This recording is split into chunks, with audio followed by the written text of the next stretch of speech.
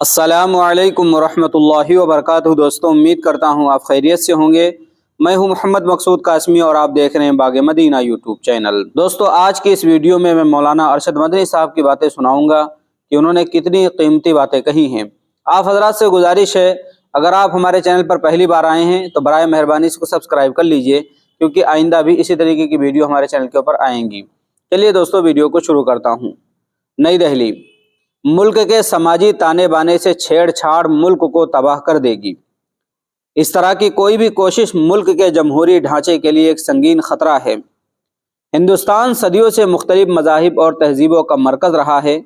امن و اتحاد، رواداری اس کی روشن روایت رہی ہے، مگر اب کچھ طاقتیں اقتدار کے زعم میں صدیوں پرانی اس روایت کو ختم کرنے کے در پہ ہیں۔ امن و اتحاد سے زیادہ انہیں اپنا سیاسی مفاد اور اقتدار عزیز ہے۔ یہی وجہ ہے کہ آئے دن نئے نئے مذہبی نوعیت کے ایشوز کو اچھال کر امن و اخوت کی زرخیز زمین میں نفرت کے بیج بوئے جا رہے ہیں۔ اس سماجی تانے بانے کو اب توڑ دینے کی سازش ہو رہی ہے، جس نے اس ملک میں رہنے والے تمام لوگوں کو ایک ساتھ جوڑ کے رکھا ہوا ہے۔ یہ ایک ایسی ڈور ہے جو خدا نہ خواستہ اگر ٹوٹ گئی تو نہ صرف ہماری صدیوں پرانی تہذیب کے لیے یہ ایک بڑا خسارہ ہوگا، بلکہ یہ روش ملک کو تباہی اور بربادی کے اس راہ پر ڈال دے گی جہاں سے واپسی آسان نہیں ہوگی۔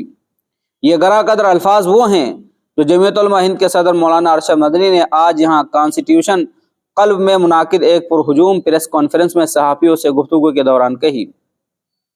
جمعیت علماء ہند کی تاریخ پر روشنی ڈالتے ہوئے انہوں نے کہا کہ اسے ایک صدی قبل ملک کی آزادی کے لیے علماء نے ایک پلیٹ فارم کے طور پر قائم کیا تھا۔ چنانچہ علماء نے پوری قوت کے ساتھ آزادی وطن کے لیے جان ہتھیلی پر رکھ کر جیلوں کو آباد کرتے رہے اور پھانسی کے پھندے پر لٹکتے رہے، جان وطن عزیز ہندوستان کے لیے دیتے رہے، یہاں تک کہ ملک آزاد ہو گیا۔ اور ملک آزاد ہوتے ہی جمعیت علماء ہند نے اپنے آپ کو سیاست سے الگ کر لیا، لیکن چونکہ اس کے اغراض و مقاصد میں ملک کی سالمیت، اتحاد اور بھائی چارہ کے فروغ کو اولیت حاصل ہے، اس لیے آزادی کے بعد مذہب کی بنیاد پر ملک کی تقسیم کی اس نے پوری طاقت سے مخالفت کی تھی۔ انہوں نے وضاحت کی کہ جمعیت علماء ہند اپنے بزرگوں کے مرتب کردہ رہنما اصولوں پر آج بھی عمل پیرا ہے۔ وہ اپنا ہر کام مذہب سے اوپر اٹھ کر انسانیت کی بنیاد پر کرتی ہے۔ حال ہی میں میوات میں جن بے گھروں کو گھروں کی تعمیر کے لیے زمین اور امدادی رقم فراہم کی گئی ہے، ان میں 3 ہندو خاندان بھی شامل ہیں۔ یہ تنظیم برسوں سے میرٹ کی بنیاد پر ہر سال ضرورت مند بچوں کو اسکالرشپ دے رہی ہے۔ اس میں بڑی تعداد میں ہندو بچے بھی شامل ہوتے ہیں، اس لیے کہ جمعیت علماء ہند کا بنیادی مقصد انسانیت کی فلاح اور بہبود کے لیے کام کرنا ہے۔ میڈیا کے کچھ نمائندوں سے خصوصی گفتگو کرتے ہوئے مولانا مدنی نے کہا کہ صحافت کو جمہوریت کا چوتھا ستون کہا گیا ہے، اس لیے اب وقت آ گیا ہے کہ ملک کا پرنٹ و الیکٹرانک میڈیا کا ایک بڑا حلقہ ایمانداری سے اپنا محاسبہ کرے اور اس بات کا جائزہ لے کہ پچھلے کچھ برسوں سے اس نے اپنے لیے جو لائن اختیار کی ہے، آیا وہ صحیح ہے یا غلط، اور کیا یہ لائن ملک کے مفاد میں ہے۔ مولانا مدنی نے پارلیمنٹ میں ہوئی حالیہ دراندازی اور ہنگامہ آرائی کا حوالہ دیتے ہوئے کہا کہ یہ کوئی معمولی واقعہ نہیں تھا، لیکن میڈیا نے اسے بہت زیادہ اہمیت نہیں دی۔ بلا شبہ یہ ایک سنگین معاملہ تھا، مگر میڈیا نے کوئی سوال نہیں کیا۔ لیکن اگر ساگر شرما کی جگہ کوئی شکیل احمد ہوتا تو یہی میڈیا آسمان سر پر اٹھا لیتا اور جرم کرنے والوں پر ہی نہیں بلکہ ایک پوری کمیونٹی پر زمین تنگ کر دی جاتی۔ آئین کی بالادستی کے حوالے سے گفتگو کرتے ہوئے انہوں نے کہا کہ سیاست کے نام پر اب جو کچھ ہو رہا ہے اس سے آئین کی بالادستی پر سوالیہ نشان لگ چکا ہے۔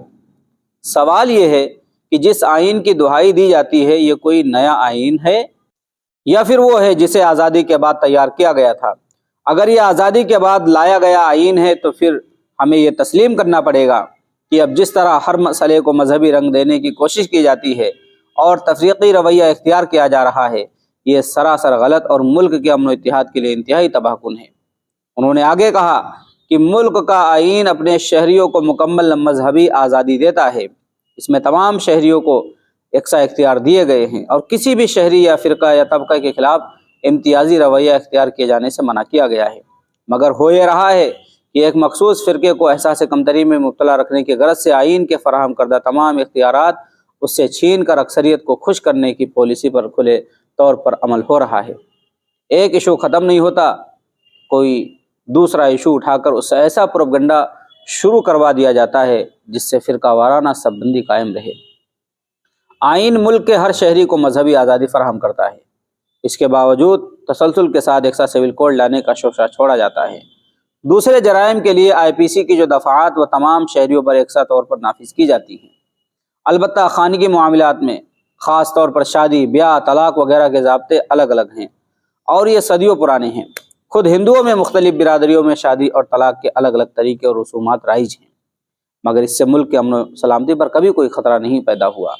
ایکسا سول کوڈ لانے کا مطلب یہ ہے کہ سب کے لیے خانگی قانون ایک جیسا ہوگا، لیکن تاثر یہ دیا جاتا ہے کہ مسلمانوں کے لیے ہی لایا جا رہا ہے۔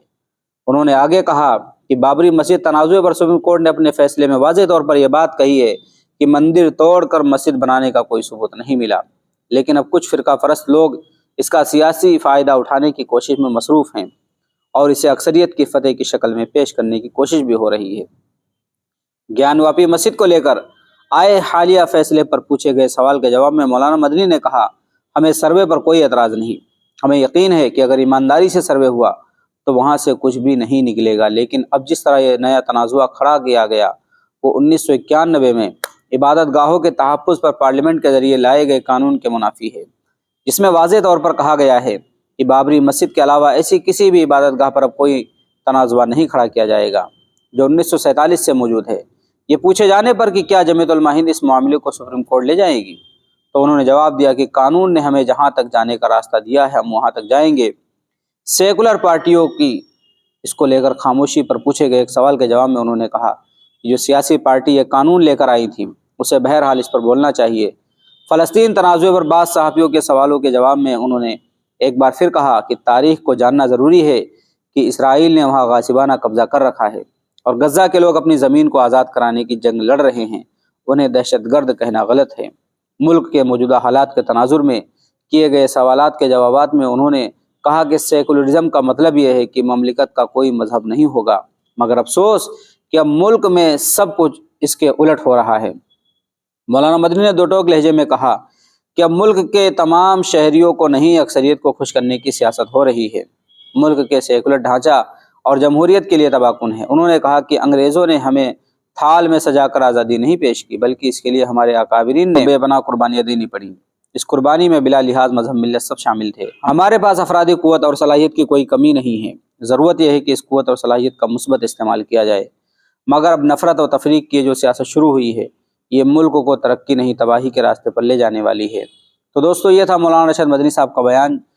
مولانا ارشد مدنی نے دو ٹوک لہجے میں ہر مسئلے کے اوپر بے باک انداز میں بات کی ہے۔ اب آپ حضرات کا اس بیان کے متعلق کیا کہنا، نیچے کمنٹ باکس میں اپنی رائے کا اظہار ضرور کریں اور پہلی بار چینل پر آئیں سبسکرائب بھی کر لیں۔ چلیے دوستو پھر ملتے ہیں انشاءاللہ جلدی کسی نئے ویڈیو میں کسی نئے ٹاپک کے ساتھ۔ السلام علیکم ورحمۃ اللہ وبرکاتہ۔